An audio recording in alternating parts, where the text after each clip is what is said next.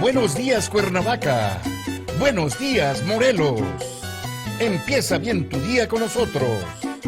Estamos transmitiendo desde Cuernavaca, Morelos, México, la ciudad de la eterna primavera para todo el mundo. Desde la plataforma en Facebook de radioprimavera.mx. Buenos días, Cuernavaca. Buenos días, Morelos. ¡Comenzamos!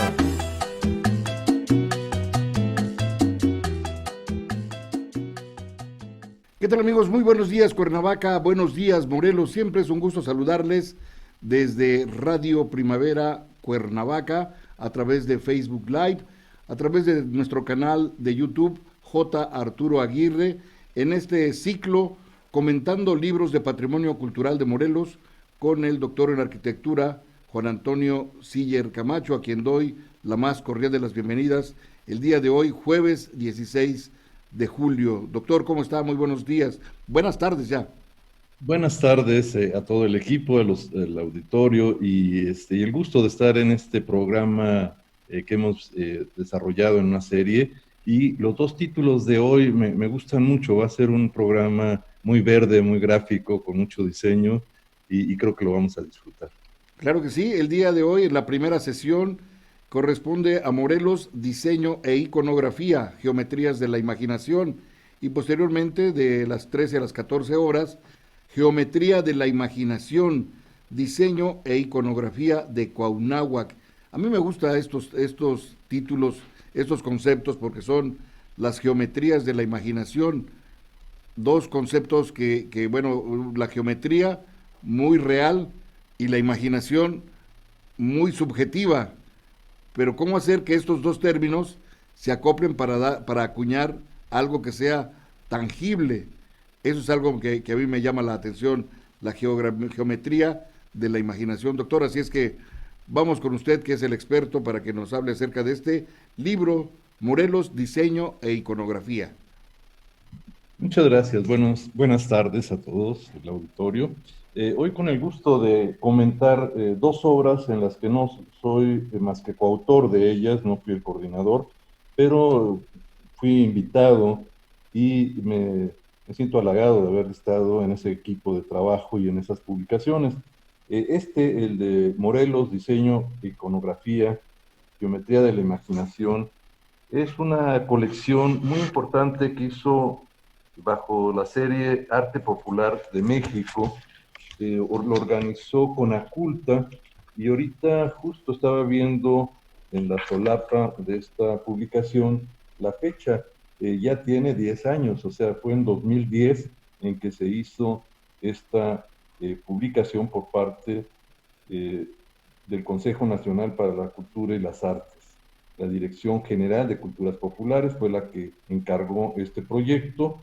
Hubo una coordinación de la obra y participamos un grupo muy amplio de investigadores. No quiero mencionar a todos, porque quedaría alguno fuera, pero fue un grupo muy amplio, fue un grupo colectivo y yo tuve esa oportunidad de colaborar con algunos temas que me fueron asignados.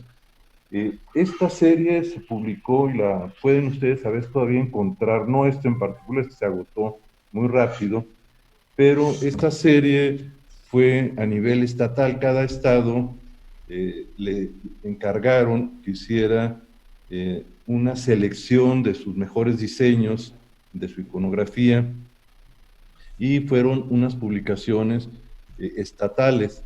La coordinadora de la obra, al final, cuando vio el resultado de este trabajo, nos dijo que la que más le había gustado de toda la colección era la de Morelos, por la calidad, el diseño y el enfoque que se le dio a esta obra.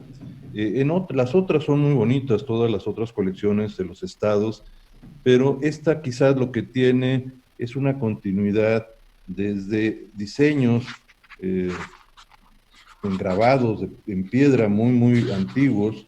Muchas de las barrancas están esos petroglifos o pinturas con sus diseños, y lo llevamos hasta los diseños contemporáneos. Entonces creo que esta obra logró recoger en una perspectiva histórica, arqueológica y artística de manera muy amplia, no solamente un periodo de producción y de diseños, sino de un desarrollo histórico que ha tenido ese diseño en esta región en particular. Entonces, ese creo que es el plus que tuvo esta publicación, porque además el investigador que hizo la última etapa, la artística, es un artista gráfico. Entonces, el enfoque que él tuvo para la selección de algunos de estos diseños, pues tuvo esa perspectiva desde su propia formación artística.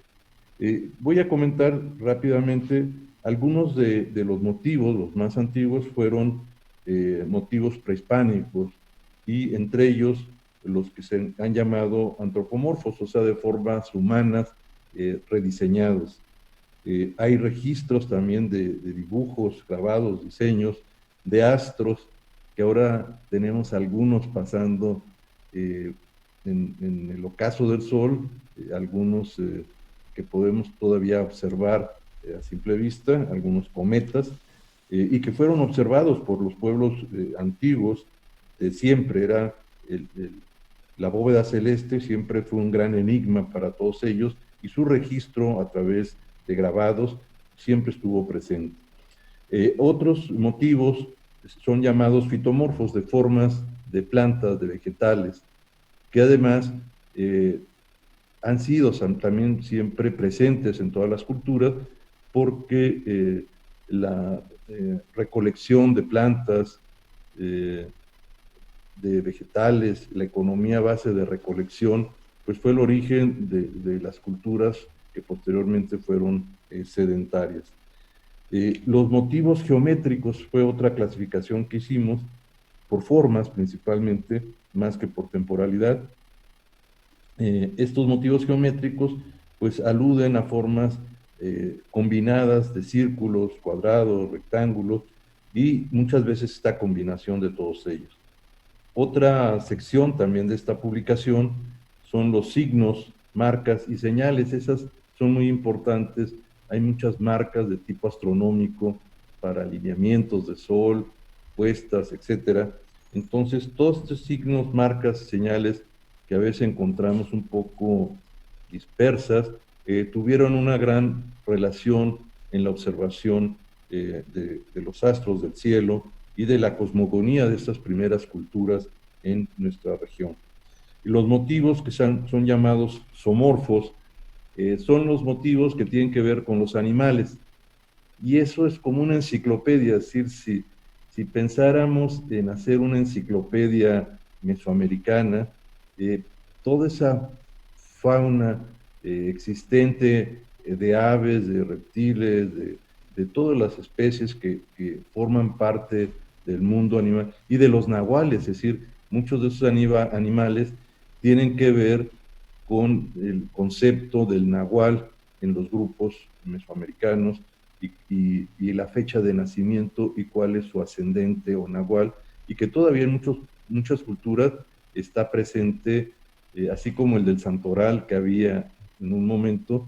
El del nahual es el ave más cercano que aparece, o las huellas del animal que aparece en el recién nacido alrededor de la casa donde nació. El padre o los padres salen y buscan cuál es el nahual, que es el animal que está cercano a ellos. Entonces, estos pues conforman una gran enciclopedia. Una extraordinaria que está retomada en este libro es todas las piedras labradas que están en uno de los 3 juegos de pelota en Xochicalco. Ustedes recordarán el más antiguo que siempre vimos, el otro que fue un segundo que se recuperó en un proyecto que se hizo más reciente, y un tercero en el que habíamos pasado arriba de él y que abajo estaban los discos, los marcadores de juego de pelota. Bueno, en el segundo tiene una rampa para llegar al juego de pelota, y en esa rampa fueron reubicados muchos relieves que estaban en edificios, o sea, se desmontaron por los mismos habitantes del lugar, los reciclaron usándolos como piso en la rampa para llegar a la cancha de juego de pelota, y esos están actualmente en el Museo de Sitio de Xochicalco, en la parte interior, y otros están en su lugar. Algunas son réplicas, algunas son los originales. Pero eso podría ser casi la enciclopedia de los animales de ese momento en esa región. Están perfectamente dibujados con sus principales características cada uno de ellos, y en estos dibujos que hemos incluido en este libro, por parte del autor que estuvo a cargo de ello, podemos ver que era muy abundante, es decir, todos esos animales formaban parte de la vida de la comunidad y eran representados bajo algún referente. En época medieval, en el románico, en Europa, se usaban los bestiarios. A lo mejor algunos de las personas que nos escuchan saben a qué se refiere un bestiario. Un bestiario, en el sentido y en su definición, es una relación de animales que tienen características especiales y que se usan en la mitología, se usan en la iconografía, y cada uno de ellos tiene algún atributo que muchas veces está asociado con el hombre o con alguna actividad, algún elemento. Entonces, esos bestiarios que conocemos para Europa desde la época medieval, los podríamos tener en estos animales también como bestiarios de otra concepción, es decir, la serpiente en Europa tiene un significado y la serpiente en América tiene otro, totalmente distinto. Entonces, toda esta referencia de imágenes nos permitirían tener quizás un primer corpus de un bestiario mesoamericano que no está escrito, no está hecho, es decir, es una investigación que podríamos tener de toda esta región tan amplia, no solamente Morelos, recogiendo no solamente estos diseños, sino sus significados y usos muchas de las veces actuales, es decir, cómo siguen siendo presentes en la vida actual. Otros de los motivos son los motivos coloniales. Yo les llamaría virreinales. El concepto colonial no me gusta, nunca fuimos colonia, fuimos virreinato. Y ahí están los motivos antropomorfos, o sea, de formas humanas. Y están todas estas representaciones de ángeles, de arcángeles, de serafines, de querubines.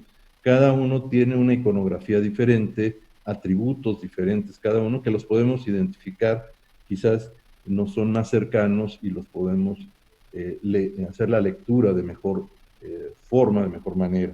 Están los astros también que están registrados, hay un continuum en el registro celeste, están los motivos fitomorfos ya con flores traídas de Europa. Entonces van a aparecer flores, plantas, arbustos que no eran propios, no eran endémicos, mezclados con los propios. Entonces se enriquece en el periodo virreinal esa relación de representaciones y el sincretismo que pueden tener muchas de ellas en las portadas de los edificios, sobre todo en los del siglo XVI, en la pintura mural, que los tenemos presentes. Están también los motivos geométricos, ¿sí? Ya con un significado europeo y algunos significados mezclados de la geometría mesoamericana, y algunos terceros son parte de ambos. Signos y marcas y señales, pues hay muchos, les llamamos grafitis, y esos grafitis, muchos son grafitis del momento de la edificación o posteriores, y son regrabados o repintes en los propios edificios por ocupantes posteriores. Entonces, sobre pinturas que hay, pintura mural, a veces hay sobrepuesto un rayado de un grafiti o una pintura de un grafiti, y tenemos muchos en el Hospital de Santa Cruz, en Huastepec, los tenemos en la sala del refectorio o comedor de Tepozotlán. Los de Tepozotlán son muy interesantes porque es la ocupación francesa, y entonces los personajes que aparecen ahí son soldados, caballos, etcétera, sobre las pinturas del siglo XVI. Es decir, hay una sobreposición de estos motivos o marcas llamadas grafitis en estos otros inmuebles. Y los zoomorfos, ¿sí? Los animales, Y ahí resulta interesante cómo los evangelistas están representados cada uno por una bestia, por un animal. El toro, el león, el ángel, el águila, representan las características de ese evangelista y muchas veces aparecen en las pechinas, en los edificios coloniales, sobre las cúpulas, el personaje, el evangelista, y a un lado un animal o una figura que a veces sin saber quién es ese personaje, si uno vemos la figura sabemos que se trata de San Juan, San Marcos, San Lucas o San Mateo. ¿Sí? Entonces está representada en la iconografía y en el estudio iconológico que podemos hacer de todos ellos. Están los motivos contemporáneos, que ese es el aporte que este libro tiene, a diferencia de otros en que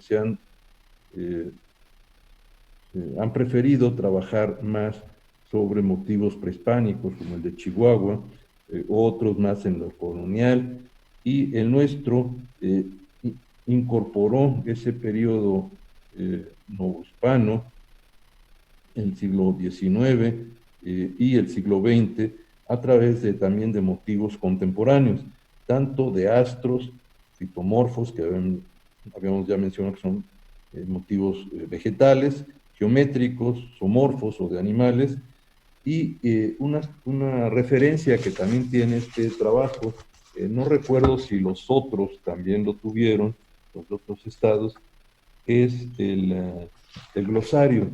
El glosario le da un carácter mucho más científico, más útil a este trabajo, porque el glosario nos permite tener la definición de cada uno de estos motivos y ubicar con una clave un lugar, un soporte y el significado, una explicación rápida de cada uno de estos elementos que aparecen en la obra, así como el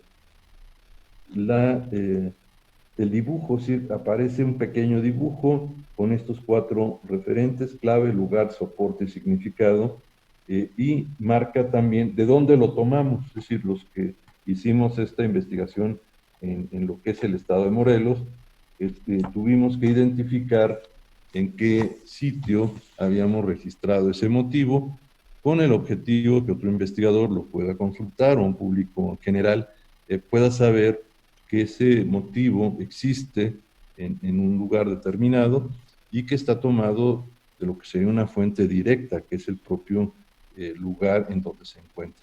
Entonces, este trabajo es muy importante en ese sentido. Quizás una de las cosas que en alguna ocasión nos pedían era que identificáramos los petrograbados en barrancas y cuevas, o petroglifos, como también se les llama, y que dijéramos en dónde están. Eso es un poco arriesgado y normalmente los que trabajamos en arqueología no lo hacemos porque lugares que no tienen una protección, si nosotros decimos en dónde está ese elemento, puede causar el vandalismo del mismo. Entonces, sitios que no tienen protección, no damos, sabemos dónde está y tenemos un registro de ellos, pero no damos esa información porque es una manera de protegerlos el que no se vaya al lugar mientras no se tenga una vigilancia o una protección. Entonces, esto es este ejercicio, y quisiera comentar algo en torno a los libros. Siempre me gusta hacer una historia de los libros, de cómo se hizo o lo que sucedió con ellos. Y quizás una de las cosas que recuerdo de manera muy grata es que la presentación de este libro se hizo en el Centro Cultural del Jardín Borda, con Marta Ketchum, que era la directora del lugar. Ella convocó a todos los artistas, artesanos y gente que trabaja en esta temática a la presentación. Recuerdo que fue en el jardín, en una explanada, había una cantidad muy, muy amplia de sillas, la mesa, estábamos los participantes de la obra, y fue muy interesante que hablamos de cómo lo habíamos hecho y para qué lo habíamos hecho. Es decir, una de las cosas era para el conocimiento, la difusión, y para que también muchos de nuestros artistas vieran la tradición y la herencia cultural que tenemos y que ellos tienen en su creación contemporánea. Entonces, muchos grabadores, artistas que se dedican a artesanías, estaban muy, muy contentos. Marta Ketchum obsequió un ejemplar a cada uno de los asistentes y no nos acabamos la noche firmando dedicatorias a cada uno de ellos. Estaban tan agradecidos de que esta obra llegara a sus manos y tuvieran acceso a ella. Y a mí me parece que un libro de este tipo debe llegar primero a este público, debe ser útil, debe tener un sentido, no tanto el hacerlo para que termine en una librería o en una biblioteca. Se agotó muy rápido, es decir, yo creo que el tiraje debió haber sido mucho más grande y son de esas obras que tiraron 2,000, yo creo que si hubieran tirado 10,000, hubiera tardado más en que se agotara. Yo he llegado a adquirir alguno en algún otro estado donde no ha desaparecido o que estuvo en bodega y salió, porque además es muy atractivo. Si ustedes ven los colores y la forma, resultó muy, muy atractivo, al igual que los otros que se han publicado. Entonces fue una lástima el tiraje de 2,000, no duró más que un par de meses. Se dejaron algunos en biblioteca, pero valdría quizás la pena que pudiera pensarse en una edición impresa o quizás en una edición digital, o quizás sería lo más fácil esta institución que pudiera subir a una página web todas las obras que se han hecho, pegar ahí los diseños y los libros en digital y que la gente pudiera bajarlos o entrar, revisarlos, y esa sería una forma muy económica, casi no costaría nada, quizás un servicio social de algunos estudiantes que ayudaran a montarlo, porque además están hechos en formato digital.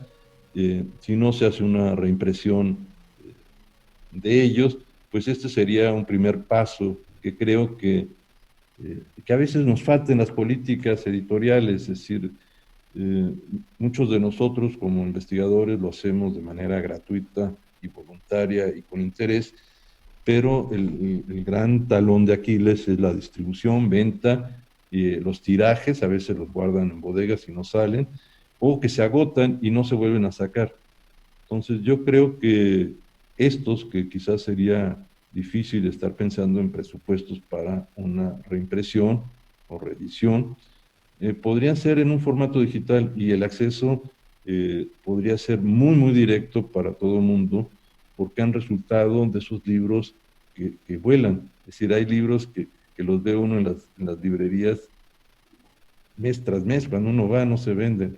Son temas complicados, poco interés, eh, quizás, pero este otro tipo de libros creo que tiene una cobertura mucho más amplia y el tema de su lectura puede ser visual, es decir, ese es el otro aspecto, es un libro visual que uno puede irlo viendo por los dibujos y los pequeños textos o referencias, y puede uno meterse con el interés de ese primer estudio a pequeñas introducciones que hicimos o al analizar la descripción o los elementos iconográficos que ellos pueden tener.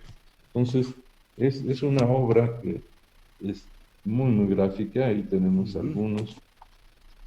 Si usted tiene por ahí a la mano los libros de 1 y 2 de Morelos, muchos de los diseños que aquí aparecen los usamos para los diseños en páginas, es decir, en las entradas o al final de cada capítulo, pues qué mejor que poner un diseño de estos.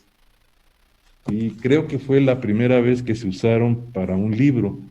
Yo comenté cuando se hizo la edición, le dije, esos espacios en blanco, tampoco el horror al vacío, a que esté todo lleno, pero con una figura diluida en esas páginas o a la entrada de una página, pues sería extraordinario como parte editorial, es decir, son diseños que para los libros pueden ser muy buen acompañante, ¿no?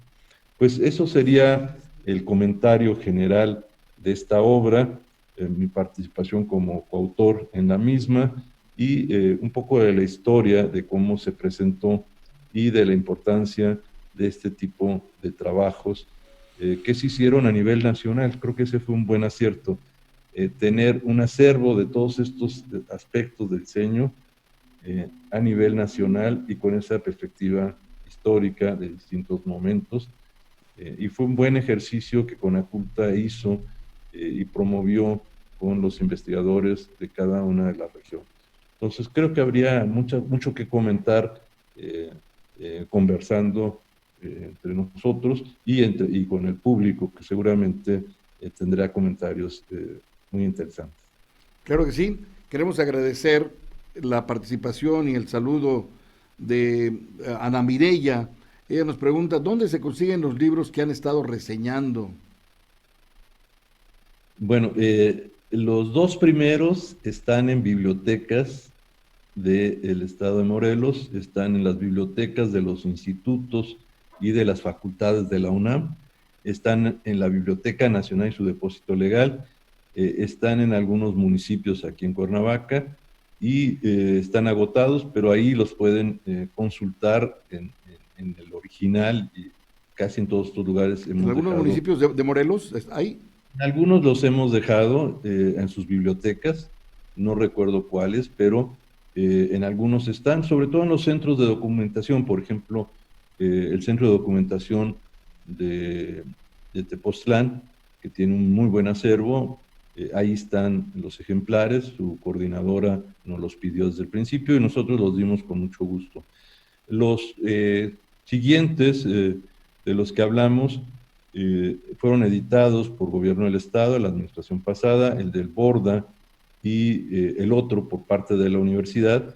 El de la universidad de aniversario pueden consultarlo en esas bibliotecas de la UNAM, la facultad, o en las de, sobre todo en la Facultad de Arquitectura de la UNAM, pero al ser un libro de aniversario desapareció. Son esos libros que cuando uno los ve no puede uno apartarlos ni pensar voy a regresar después. Es decir, los que nos gustan los libros tenemos que dejar ahí la cartera, dejar lo que sea, pero ese libro ya no se puede quedar ahí porque cuando regresemos por él ya no va a estar.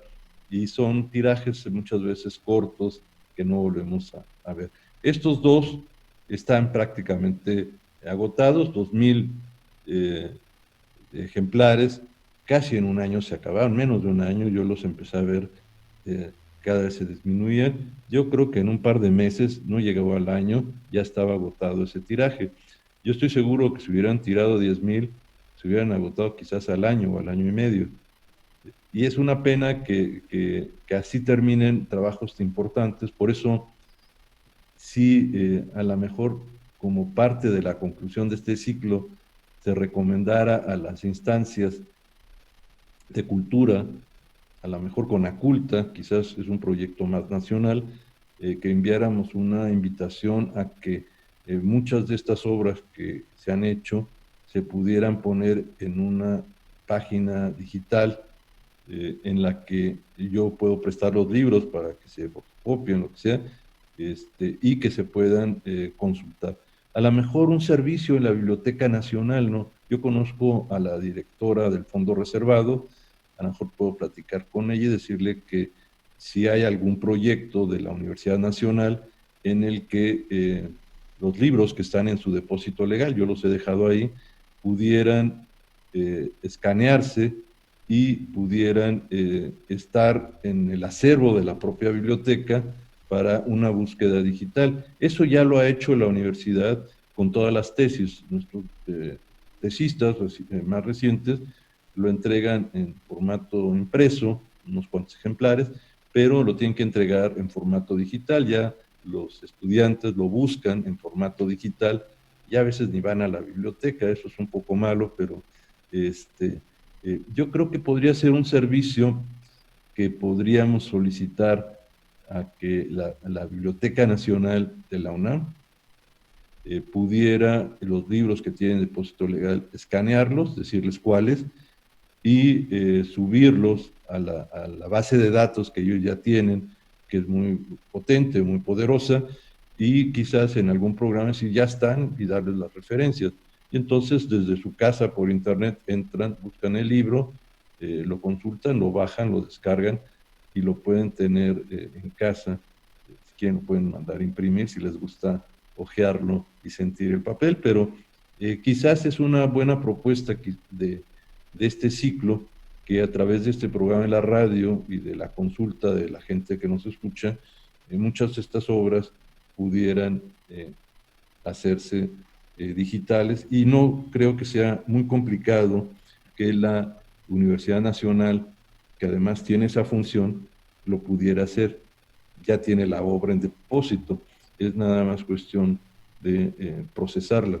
Quizás podríamos sugerir con la UAM que el escaneo de ellos pudiera ser parte de un servicio social, cada uno como parte del servicio escanea un libro y que le ayude a la universidad a tenerlos ya listos para bajarlos. Yo veo que esa puede ser una solución rápida, económica y real, ¿no? Bien, también queremos agradecer la participación de Armando Delgado Franco, excelente fotógrafo, amigo nuestro. Nos saluda desde Zacatepec y nos felicita por el programa Moisés Cruz, quien tiene una propuesta de realizar algunas conferencias entre el 14 y el 16 de agosto, que posteriormente se pondrá en contacto con nosotros para invitarnos, doctor, Muy a bien. Moisés Cruz. Él estuvo Eh, como encargado de turismo y cultura en Zacatepec y en Jojutla. Sigue siendo, él asistió a muchos de los cursos que hemos dado, tiene casi todos estos libros, y es un gran promotor en la parte sur, Así y es. sigue haciendo estos programas y visitas guiadas, ha sido muy importante. Es una de las personas que siempre se ha estado actualizando en el tema de patrimonio cultural. Claro que sí. También queremos agradecer a nuestro amigo Manuel Torres, a la terapeuta Gabriela Sazone también que nos sigue, y desde Jalapa, Veracruz, le manda saludos la iconógrafa Luz del Carmen Blanco Cornejo. Ella menciona que ella tiene el libro correspondiente a Veracruz y pues que le manda un cordial saludo, lo felicita por tan excelente programa. Muchas gracias. Eduardo Klein, el cronista Mike Gómez, Juan Carlos Camarena, Pedro Martínez Serrano, excelente periodista, amigo nuestro, Oscar Cano, también del Café El Negrito de Cuernavaca, una gran tradición, y nuestro amigo también el cronista Jesús Zabaleta Castro, también que lo manda a felicitar. Muchas gracias a Jesús, ha sido un buen amigo y además fue un buen promotor. Él nos ayudó cuando estuvo en la sección de cultura a promover una serie de ciclos, visitas guiadas. Hicimos visitas guiadas bajo su administración en la ciudad y fue muy asertivo ese proyecto. Creo que debería de retomarse y además publicó muchas obras bajo esta administración. Un saludo cordial.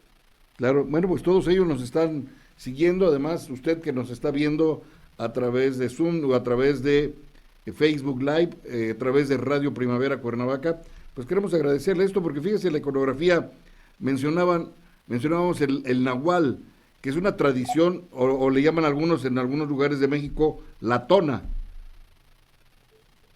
tengo entendido, que es la tona, que es precisamente las huellas del primer alemán, del primer animal que cruza la circunferencia de la casa, y así es, por ejemplo, el castor, el mapache, la iguana, la serpiente incluso.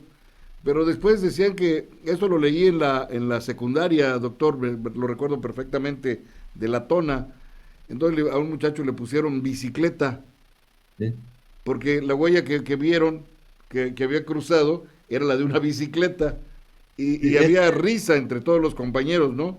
¿Cómo era posible que le habían puesto así al muchacho?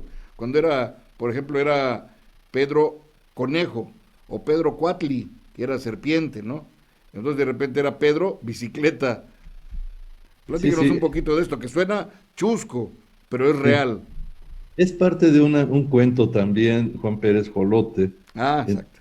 Este, narra el antropólogo que hace ese estudio, esa lectura, la importancia del nahual como parte del ascendente, el protector del joven que nació, y además tiene esas cualidades, adquiere esas características de ese animal en la velocidad, la vista, etcétera. ¿Cómo lo serían los bestiarios? Los bestiarios tienen cada animal una cualidad que se destaca en, en la iconografía religiosa del románico. Entonces, en ese cuento se narra que sale alrededor y encuentra una rodada de bicicleta, y entonces en el cuento se dice que el nahual es la bicicleta, la modernidad que llegó. Y yo lo hice con mis hijas, es decir, cuando nacieron, siguiendo esta tradición del nahual, salí a ver qué era lo primero que veía. Entonces, una de ellas, si mal no recuerdo, había un colibrí junto a la casa. Entonces le dije más adelante, cuando ya era un poco mayor, dije, tu nahual es un colibrí, fue el primer animal que vi. Y así, Ah, con cada una excelente. de ellas, les encontré cuál era. Yo nunca supe cuál era el mío, no me dijeron nunca, pero esa tradición es muy interesante en las culturas del mundo. Es decir, hay un aspecto totémico, hay animales sagrados, protegidos, hay animales de la noche. Es decir, en el mundo mesoamericano y en la iconografía mesoamericana, y el otro día comentamos un trabajo de estas deidades y héroes míticos, cada uno de ellos tenía un referente de un animal. Por ejemplo, las aves están asociadas con el cielo y la parte celeste, y hay otros que están asociados con la tierra. Por ejemplo, la invención del Quetzalcóatl es una invención de un animal fantástico que no existe, porque es una unión de dos animales que son la serpiente que fecunda el suelo y sigue la corriente de agua. Es decir, muchas veces una corriente de agua se asocia a la ondulación que hace una serpiente. De ahí las escaleras de los basamentos, de alguna manera, el agua que estaba en la parte superior, en los patios, tenía un pequeño drenaje a que no saliera por otro lado, sino por la escalera, o sea, como serpiente de agua que se representa con geometría, y lo tenemos en Xochicalco y en otros sitios.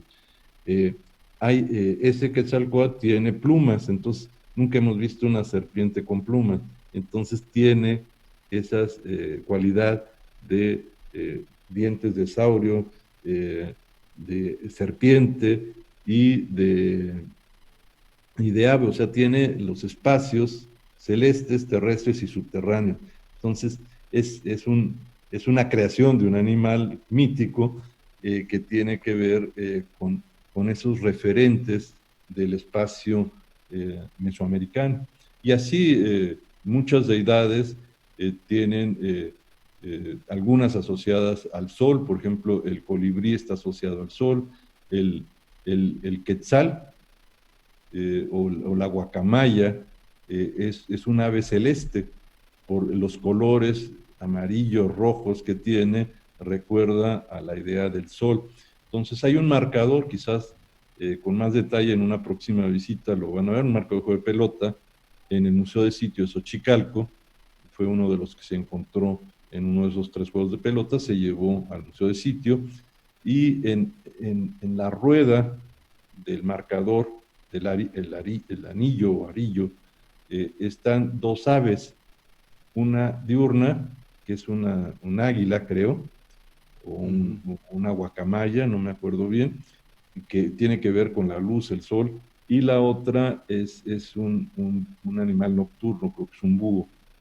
Entonces, Sí. la iconografía está con la dualidad del día y la noche en ese disco, y representada esa dualidad con 2 aves, una diurna y una nocturna. Entonces, esa referencia existe en la tradición mesoamericana y muchas veces ha continuado, trascendido al periodo virreinal.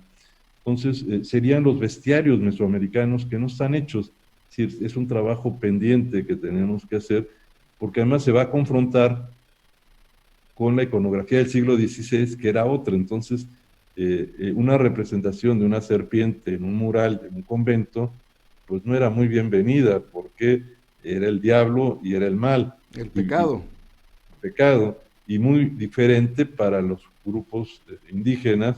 La serpiente tenía otro significado totalmente diferente. Entonces, ahí hay un choque cultural en la interpretación iconográfica y en el estudio iconológico.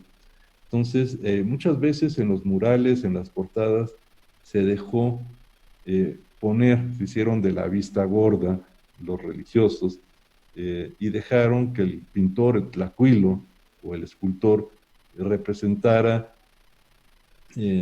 la fauna local. Muchas veces los motivos florales que a veces aparecen en una portada, como Malinalco y otros más en los muros, alude a una vegetación que no es propia de Europa, que es propia del lugar, o animales que son propios del lugar.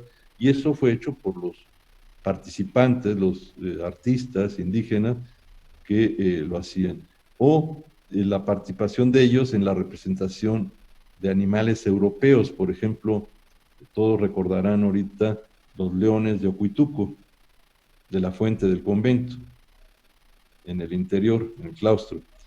Y esos leones, que no eran conocidos por los indígenas, los vieron en algún grabado y luego los tallaron en piedra, pues es una interpretación de alguien que no conoce al animal y le dicen que lo ponga o que lo talle.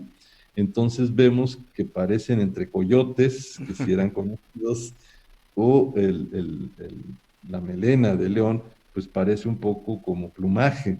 Entonces, pues es una representación también muy fantástica de un animal desconocido y que se les pide que se ponga, se talle, son tallas muy tempranas del siglo XVI. Ahí entra un tema importante para los estudiosos de estos diseños: iconografía y iconología. La iconografía tiene que ver con la descripción y significado de estos símbolos, de estas representaciones. Y la iconología tiene que ver con la interpretación en el discurso, es decir, cómo se ponen y lo que en el discurso significa esa composición iconográfica. Y muchas veces lo que se hace son estudios iconográficos que son descriptivos, y se dice es un águila, es un león, un tigre, etc. Pero pocas veces se hace el estudio iconológico, en donde se interpreta por qué están esos y por qué están asociados uno y otro. Entonces, un estudio iconológico es un análisis mucho más completo, más amplio, y una primera etapa siempre a un estudio iconológico es el estudio iconográfico, su descripción. En el otro es la interpretación y el análisis más completo de la presencia de un conjunto. Quizás este libro, yo lo comentaba como restaurador, nos da una relación interesante de los motivos, pero aislados. Es decir, nos dice cuáles son los motivos iconográficos que pueden estar presentes y lo que significan. Pero el hacer un estudio del conjunto en donde están sería completamente diferente, porque ahí estaríamos haciendo un estudio iconológico, estaríamos viendo por qué están asociados leones con águilas, etcétera. Entonces, de alguna manera, como diseño iconográfico y catálogo funciona bien y está correcto, no así si quisiéramos haberle puesto diseño e iconología, porque la iconología significa un análisis más amplio y con un contexto, es decir, estos de alguna manera están descontextualizados, están puestos como un catálogo separado.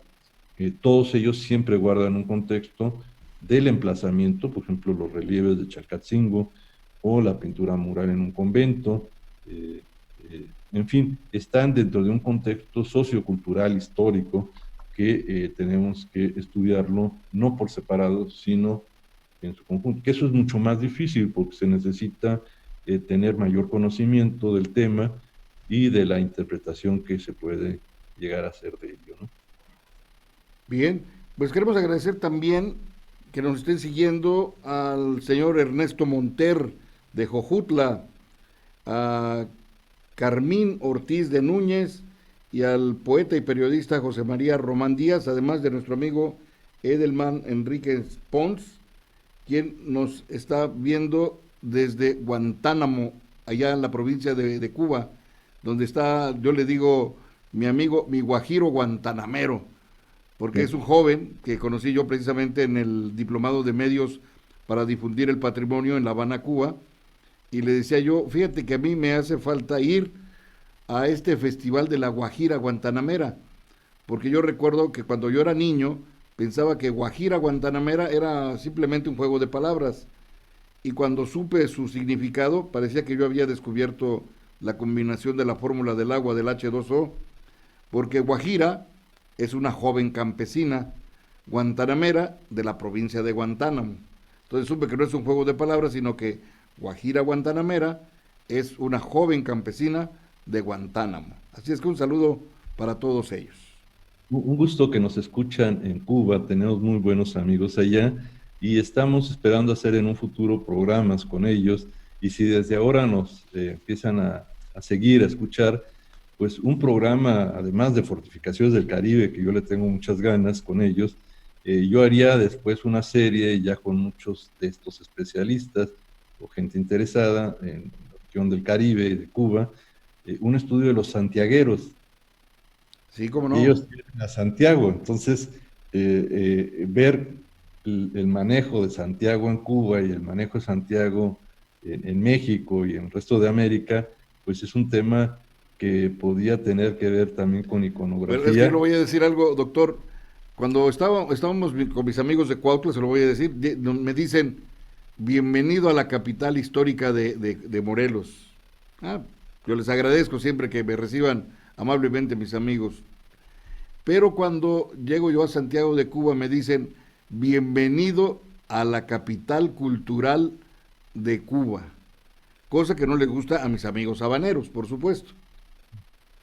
Bueno, es la misma como en el sureste de México, a Campeche, entre Campeche y Yucatán. Una de las dos latenas de México y la Ah, otra dice que no, que las dos, que la otra discute, la disputa está ahí. Pero yo creo que son algunos nacionalismos que siempre surgen eh, y bueno, son parte de la historia y no tendría mucho sabor el que no hubiera estos antiguos recelos. Yo creo que nuestra intención en este otro próximo ciclo es acercarnos a los patrimonios que compartimos, es decir, ese es el concepto importante que incluso ya les platiqué a la gente de la oficina del historiador de Cuba, de don Eusebio Leal. Ya ayer me pasaron unos temas sobre la villa de Nuestra Señora de la Asunción en Baracoa, que fue la primer villa que se, que se formó, que se construyó. Fue la primera cuando iba el adelantado, en aquel entonces adelantado Diego de Velázquez, que después fue gobernador de la isla. Y les mencioné este concepto de nuestro patrimonio compartido. Así es que creo yo que esto es una cuestión, si no de concientización, por lo menos de aceptación, doctor. Porque y nosotros, que estamos un poquito más allá, ya casi yo estoy en el sexto piso y usted también, ya aceptamos que los patrimonios son compartidos, mientras que los jóvenes pueden disputarse la paternidad, ¿no? y muchas palabras que usamos de manera cotidiana en castellano, en el español, como le llamamos, vienen del taíno. Sí, Entonces, se sorprende uno que la palabra maguey no es sí, mexicana, yo pensaba viene que maguey, yo cuando usted me dijo azteca. maguey es una voz taína, yo dije, creo que hay que investigar, porque maguey, pues maguey es agave, es náhuatl, y no, Y ya agave, investigué y es una voz taína, en efecto, maquey. y agave es una voz griega. Sí. Entonces, agave no es mexicano, es una voz griega. Maguey es una voz taína que traen los españoles. Y maguey está en muchas lenguas, cada lengua, zapoteco, náhuatl, tiene la manera de designarlo. No hay una palabra, quizás la que se usó como genérica o lengua franca en el español es trajeron de la conquista, trajeron la palabra de la isla, entonces la conocimos como maguey genérico, pero cada región al maguey tiene su nombre específico, no me sé todos. Otra que usamos en nuestras haciendas, el batey. El batey es una voz también taína, la hamaca que llega a las costas. En fin, tenemos una cantidad de voces que además llegan a través de los españoles que estuvieron en estas islas y traen esas voces, esas palabras a la zona continental y se quedan como aportes lingüísticos. Entonces, habría que revisar muchas de las que usamos cotidianamente, que su origen no es náhuatl ni es castellano, sino que son préstamos culturales, históricos, del taíno. Entonces, el Caribe tuvo una presencia lingüística en la zona continental muy importante, y de ahí que hacer un programa con esta región, claro, de Cuba y todas estas islas, pues puede ser muy importante. Por cierto, esto nos sirve como base para hacerles la invitación.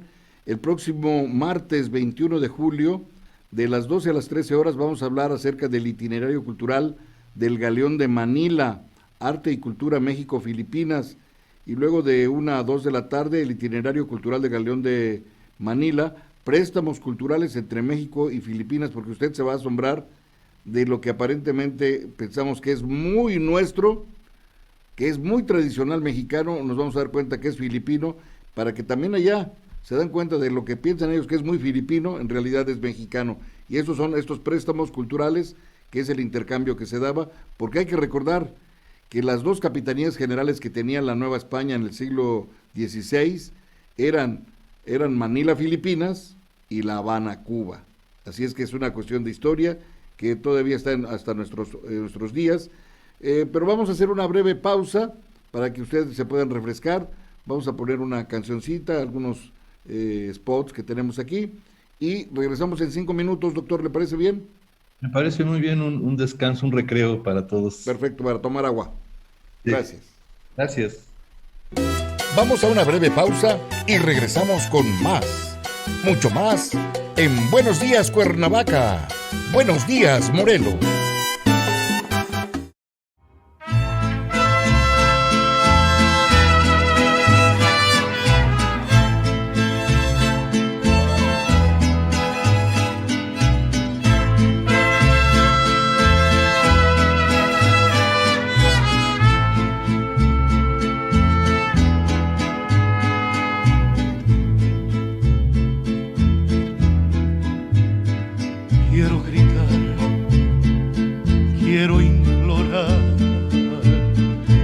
Ya no puedo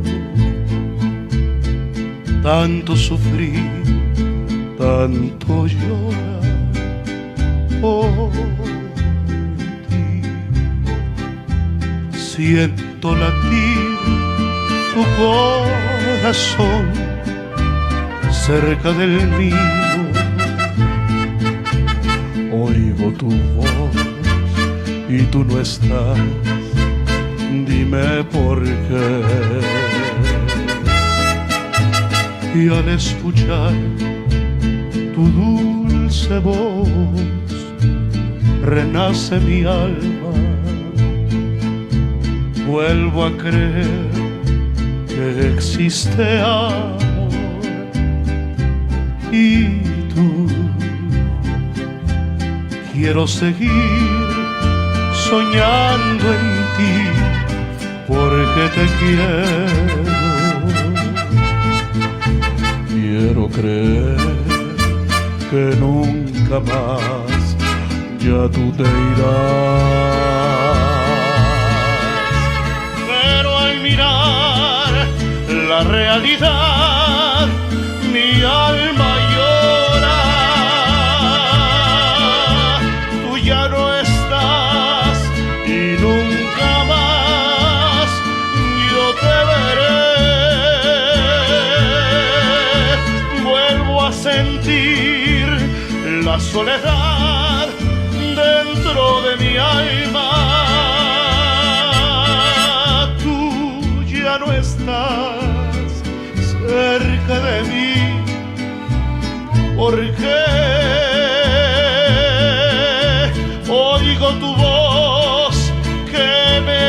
triste, te espero, te espero.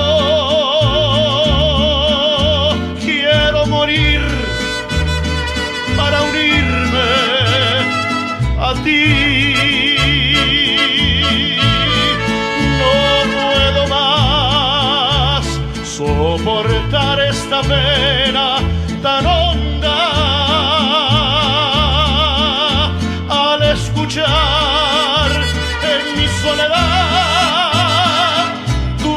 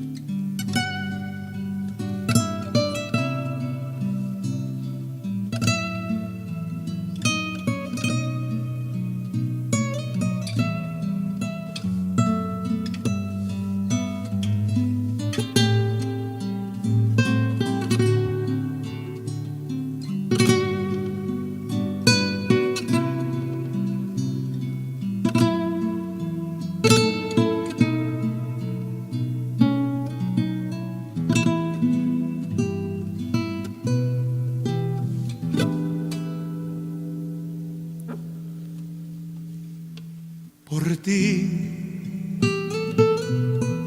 Yo dejé de pensar en el mar. Por ti yo dejé de fijarme en el cielo.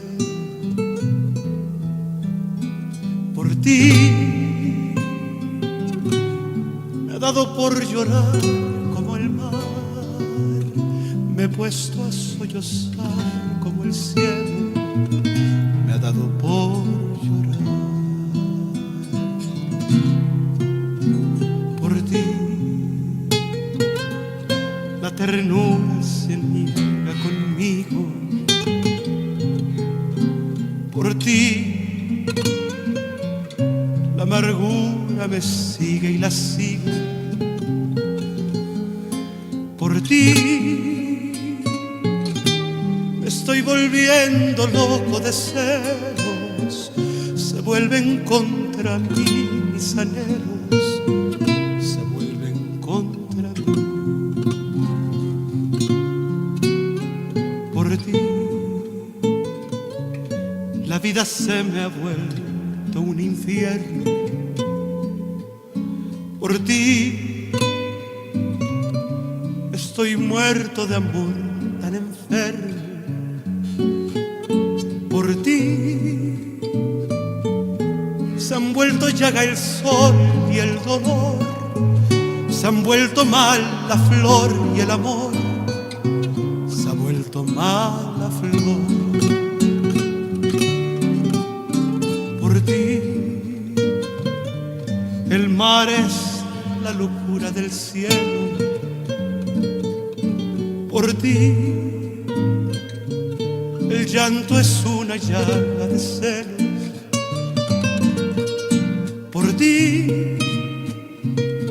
el dolor es el sol sin la flor. El infierno es amor tan eterno. El infierno es amor. Por ti, por ti, por ti, por ti, por ti, por ti, por ti, por ti. Por ti, por ti,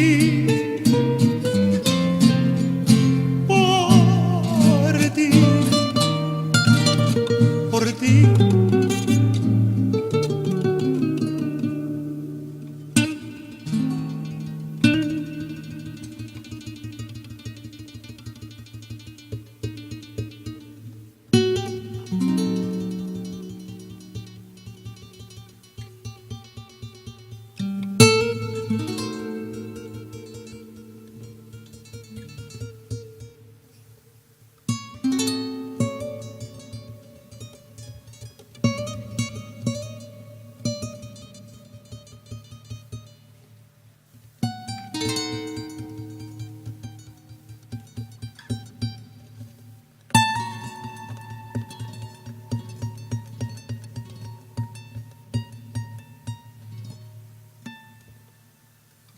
por ti.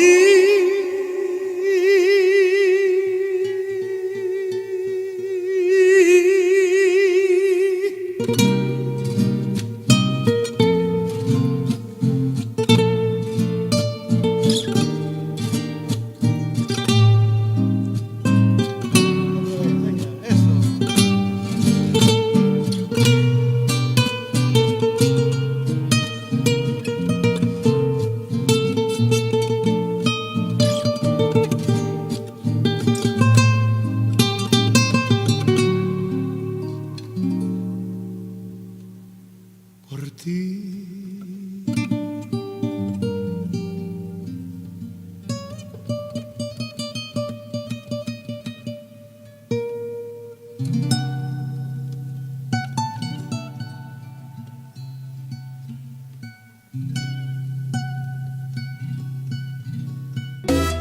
Continuamos en Buenos Días Cuernavaca, Buenos Días Morelos.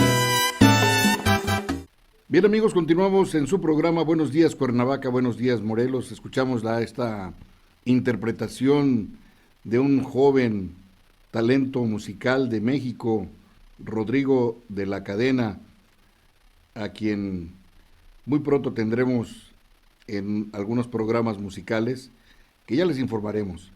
Vamos a continuar, doctor.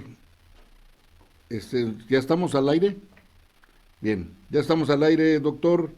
Vamos a continuar con esta sesión del día de hoy, que es Geometría de la Imaginación, Diseño e Iconografía de Cuauhnáhuac. Muy bien, continuamos. Buenas tardes nuevamente.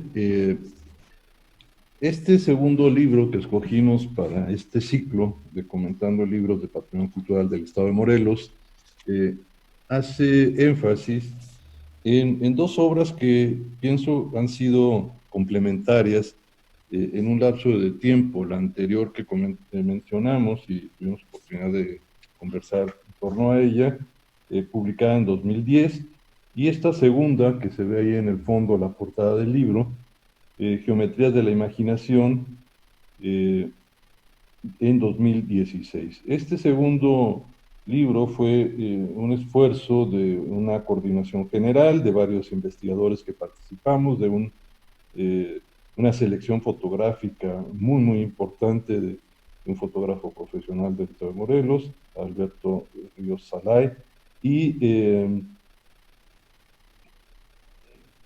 marca un aspecto interesante que es el diseño iconográfico, no tanto del Estado de Morelos, sino de la ciudad de Cuernavaca, Cuauhnáhuac, de ahí el título que aparece aquí.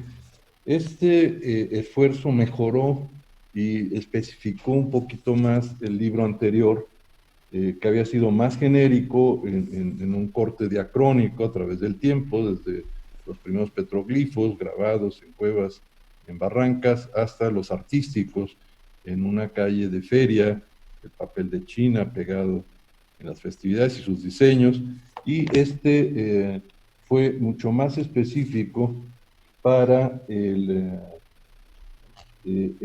para la ciudad de Cuernavaca. ¿Cuántas veces caminamos por la ciudad sin observarla?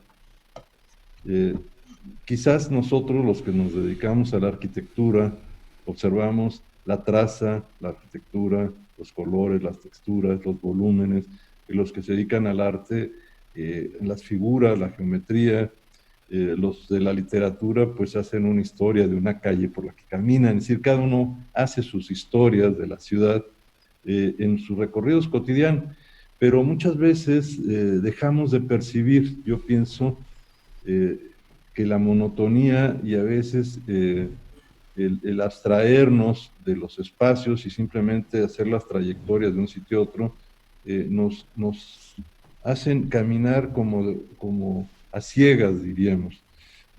Pasamos por los lugares y ya no los observamos, ya no nos motivan cosas que los espacios tienen y que sería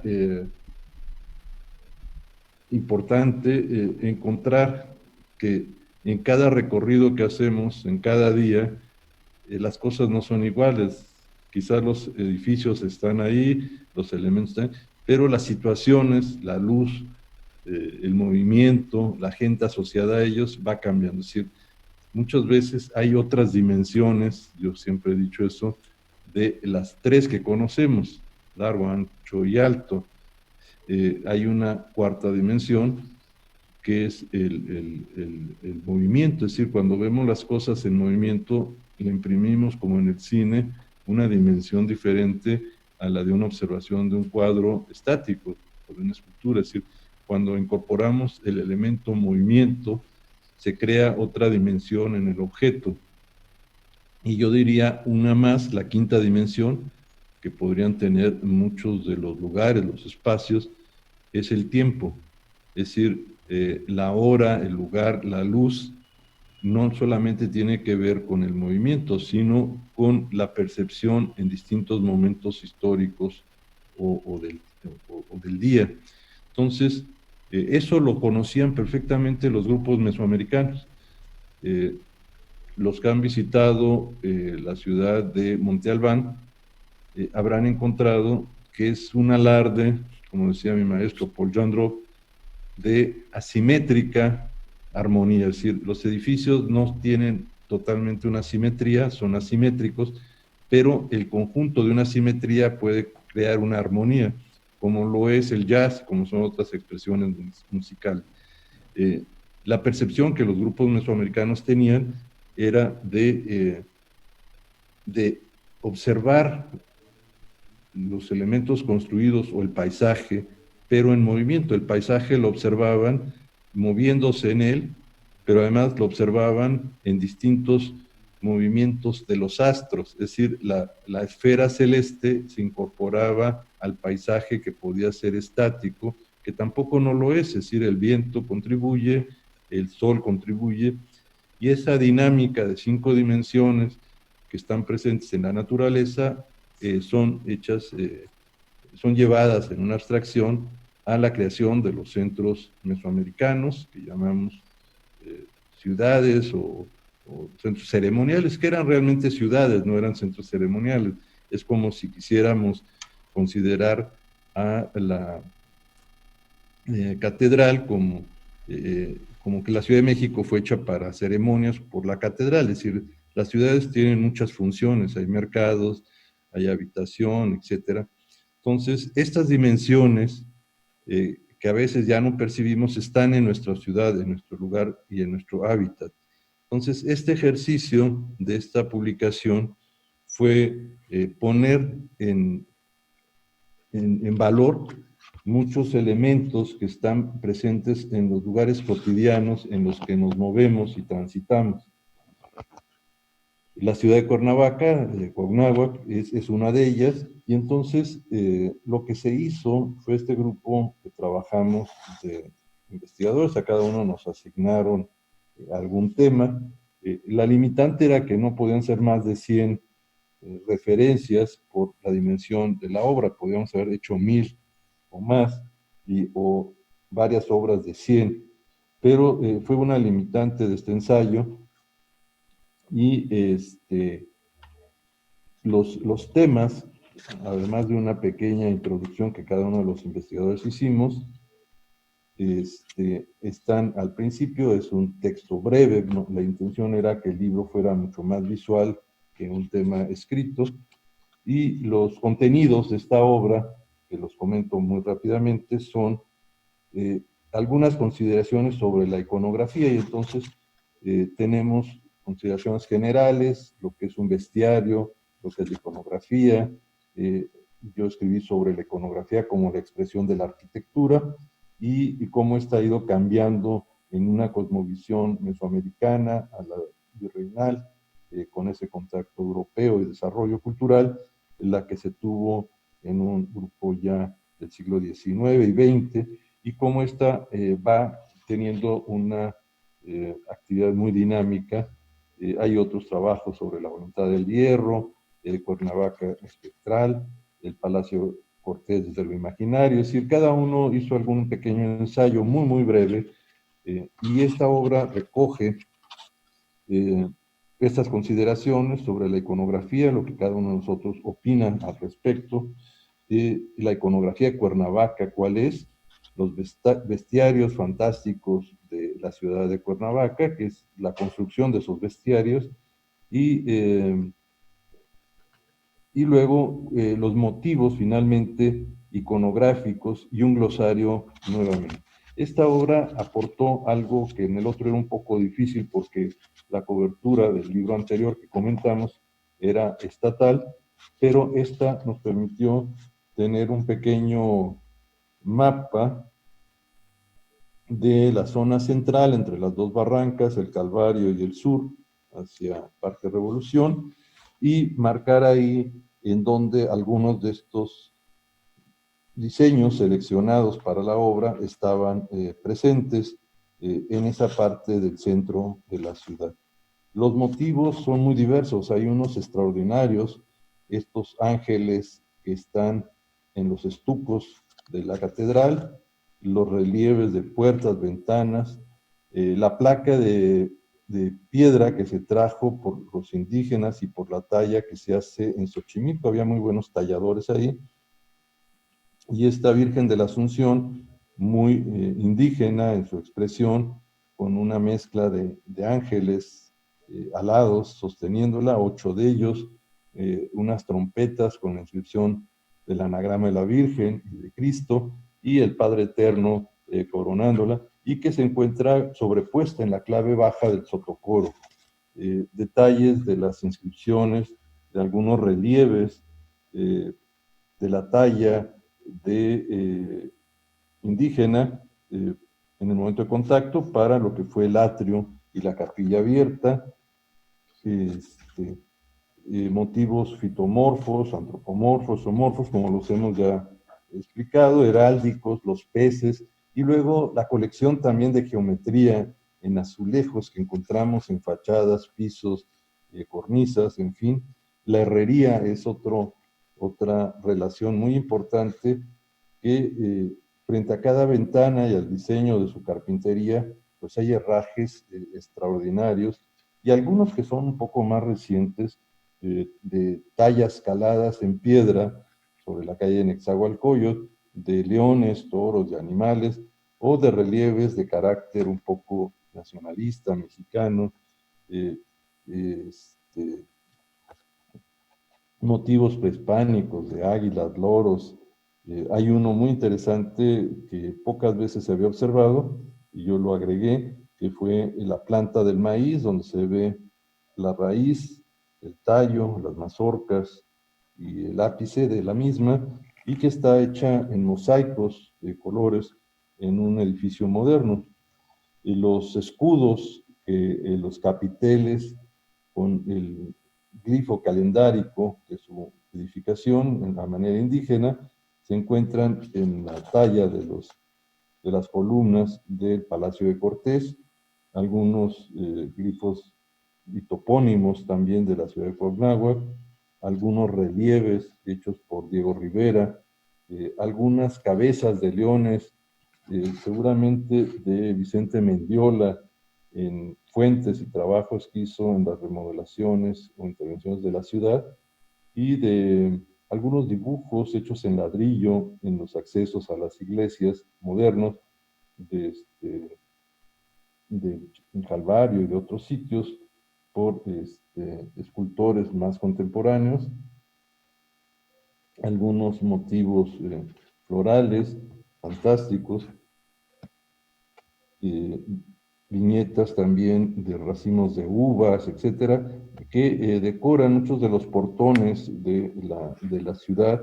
Y luego este glosario, al igual que el otro anterior que hemos comentado, tiene un índice al final con una clave de referencia de qué época es, cuál es el soporte en el que está hecho el material, el significado y la ubicación. Entonces, uno puede identificar en este ensayo breve a muchos de ellos y ver en qué sitio está localizado de este amplio periodo,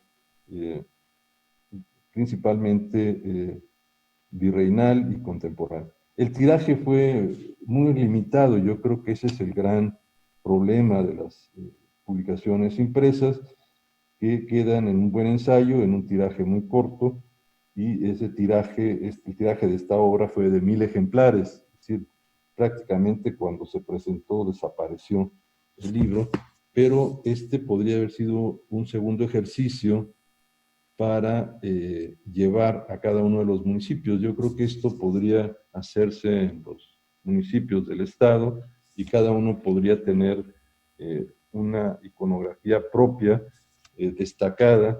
No es un trabajo demasiado exhaustivo, se pueden escoger los principales en un formato similar y podría conformar una colección de unos 30 y tantos diseños en libros que podría recoger muchas de estas geometrías propias de cada uno de los municipios y sus cabeceras municipales, que podría haber sido otro proyecto de los muchos que siempre estamos teniendo, que quedan en debut y despedidas. Es como les digo, se hace uno y después los proyectos no tienen una continuidad en tener una cobertura mayor, y que eso nos lleve a un tercer ejercicio, a lo mejor pensando en que la primera referencia de Conaculta, perdón, del libro anterior que comentamos, ampliado a los municipios actuales, y uno tercero que podría ser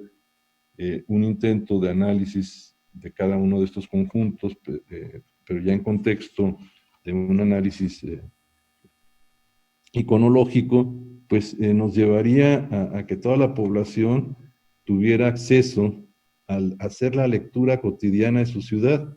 Es decir, estos 100 ejemplos de Cuernavaca son simplemente una muestra mínima.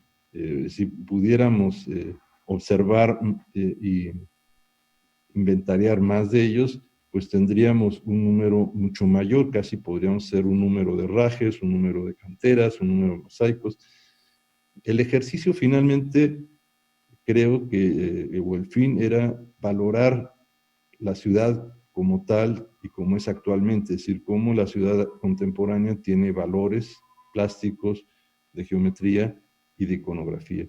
Y eso nos permite que la ciudad pueda ser recuperada desde el punto de vista del arte, de su expresión, y que los recorridos que hacemos por ella, pues deberían ser verdaderos paseos, que el trayecto de un punto a otro, por algún motivo, laboral, trabajo, académico, pudiera recrearse con la mejor observación y lectura de estos detalles llamados motivos geométricos, y que pueden conformar una iconografía o un análisis iconológico de su conjunto. Yo agregaría a estos dos ejercicios iconográficos e iconológicos que podrían hacerse la imagen visual de una ciudad. Un urbanista, Kevin Lynch, es un diseñador, es un investigador inglés, plantea que cada ciudad tiene su propia imagen, y que si recordamos 5 componentes de las ciudades, las podemos diferenciar inmediatamente, y no son para un urbanista, son simplemente para alguien que puede percibir cómo se dan esos 5 componentes que él sugiere, y podríamos entender que cada ciudad tiene su propia identidad, su propia conformación. Y estos los voy a mencionar de forma muy rápida. Son los hitos. Los hitos son los referentes visuales, es decir, cuál es el referente visual que nos permite orientarnos, identificar la ciudad. ¿Cuáles podrían ser? Pues son las torres, las cúpulas, es decir, los hitos son los referentes visuales que nos permiten muchas veces hacer una indicación de cómo llegar a un sitio. Decimos, tal elemento te sirve como referencia para orientarte. Entonces, los hitos tienen una jerarquía. Los principales de ella en cada ciudad son sus torres, sus cúpulas, sus cruces, por su escala, dimensión. Los hitos en el paisaje rural serían los chacuacos. Esas torres chimeneas pues nos están marcando un hito en el paisaje, y sabemos que allí hay una hacienda. El segundo componente son los nodos. Cada ciudad tiene diferentes nodos, nodos culturales, nodos comerciales, nodos litúrgicos o religiosos. Entonces el mercado y la ubicación es un nodo también que nos permite armar la imagen de esa ciudad. Entonces ahí llevamos hitos, nodos. El otro componente son los bordes. Las ciudades están delimitadas por bordes naturales, culturales o algunos naturales virtuales, es decir, en los pueblos la gente sabe exactamente en la calle de qué lado es el barrio tal y de qué lado de la calle es el otro. Los que llegamos a esos poblados, a esos barrios, no lo sabemos, pero el habitante tiene ciertos bordes culturales, virtuales, de pertenencia. Unos pertenecen al barrio y al santoral del pueblo, de la capilla de ese pueblo. Quizás los bordes más amplios en nuestra ciudad de Cuernavaca serían nuestras dos barrancas, Amanalco y Analco. Son dos bordes naturales. Quizás el cultural arriba sería el Calvario Chapitel, nos está marcando un punto de entrada y de terminación del camino original. El sur era originalmente las huertas de la catedral, ahora Parque Revolución. Ya ese borde ya no existe, el área ya es un área metropolitana, pero la imagen visual de la ciudad virreinal podríamos definirla perfectamente en un triángulo. El otro elemento importante son las circulaciones, es decir, cómo están hechas, cuáles son los ejes de la ciudad, cómo se comunica la ciudad entre la calle Real, el Sendero, Camino de Herradura, las calles peatonales, en fin, cómo se ha ido estructurando y las venas o la articulación de cualquier ciudad son sus circulaciones, desde la peatonal hasta la vehicular o de carruajes. Y un último componente serían la estructura de los barrios, o sea, la ciudad se estructura por sus barrios, los barrios conforman la unidad de una ciudad, la ciudad de por sí es la suma de esas células que son los barrios. Entonces, si juntamos estos 5 componentes, hitos, nodos, bordes, barrios y circulaciones, cada ciudad de Morelos o población de Morelos tiene sus características. Si al visitarlas observamos cómo están dadas estas, podemos crear una imagen visual de nuestras ciudades, nuestras localidades o en el mundo. Es decir, si visitamos ciudades en el mundo, bajo estos 5 conceptos podemos guardar en la memoria y recordar cómo es esa ciudad en esa imagen visual.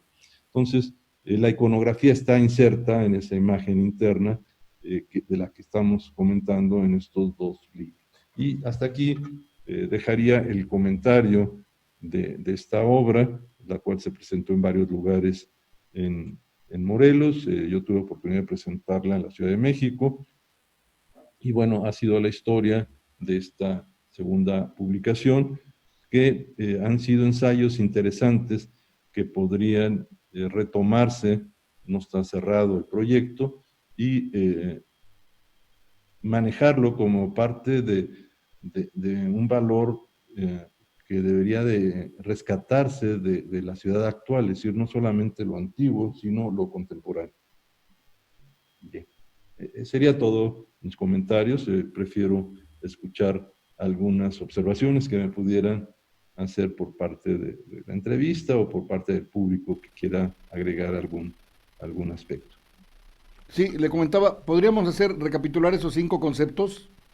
Lo repito, el autor es Kevin, con V, Lynch, Kevin Lynch, y L-I-N-C-H, Kevin Lynch, escocés o inglés. Se llaman la imagen urbana de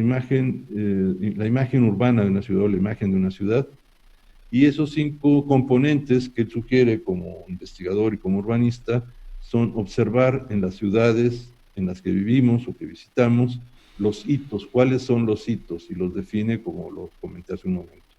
El segundo componente, cuáles son los nodos, los lugares de actividad, cómo están dados cada uno de ellos y dónde están dentro de la ciudad.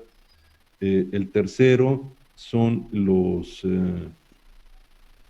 los bordes, es decir, cómo se delimita ese espacio en el que estamos, cuáles son bordes naturales, culturales o virtuales.